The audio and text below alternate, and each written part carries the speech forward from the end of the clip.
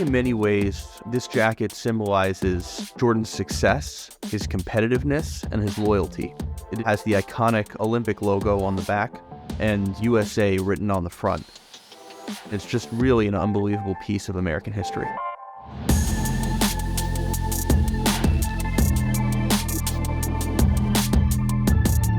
When you think about the Dream Team, you think about this was the first time that the Americans were sending a professional basketball team to the Olympics. Michael Jordan, Magic Johnson, Karl Malone, Larry Bird, Chris Mullin, John Stockton, Christian Laettner, and Charles Barkley.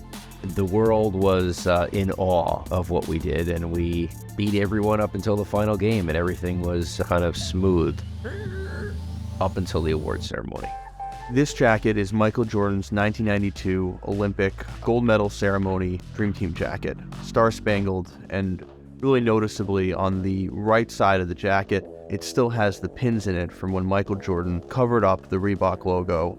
The U.S. Olympic Committee makes you sign a document when you are part of Team USA, and there's something that's called Rule 14, which basically says that you must accept what they sell, and then you have to be a part of that deal. They included the podium jackets, which they sold to Reebok. Michael Jordan crossed out Rule 14 in his contract. The U.S. Olympic Committee was saying, we have to do this. You're a part of this. We sold this to Reebok, and you are going to have to wear a jacket with the Reebok logo on it if you go to the podium. If you watch The Last Dance, episode 5, you see Michael Jordan in a car, presumably on his way to the gold medal ceremony at the Olympics, and he's talking about the fact that he has to wear the jacket. And he says they can't hide it the way I'm going to hide it. They're in for a big surprise. And, you know, of course, when he actually gets there, he wears a jacket where the Reebok logo is in fact pinned down via kind of the lapel, but separately he covers it with an American flag to provide an additional layer of protection so that nobody could see that logo.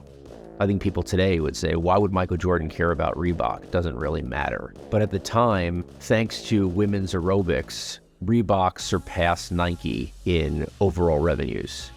And so Reebok was the #1 sneaker brand in the country just 2.5 years before the Olympics. One of the things that's often talked about is just how competitive Michael Jordan was on the court, but it also extended to his corporate partners. And I think that understanding Reebok's position in the market as well as Nike's, Michael didn't want to help Reebok in any way. And I also think that it's a demonstration of his loyalty. This Dream Team jacket was given to Brian McIntyre, who was a press executive for the NBA. And after the game, Sports Illustrated reported Michael sort of throwing it to Brian and saying, I certainly don't want it. And so Brian has kept it in his possession. It's only had one owner. Really, this item has remarkable provenance. In the scope of sports memorabilia, you know, there are really only a few moments in Jordan's career that are so iconic, right? And this was one of those moments where he really wouldn't be seen in another brand's item and did everything he could to prevent it. I think that certainly adds a layer of collectability and desirability within the sport community. Sotheby's is proud to have this on display and available for auction, and the auction closes on June 28th, 2023, of course, the Jordan year.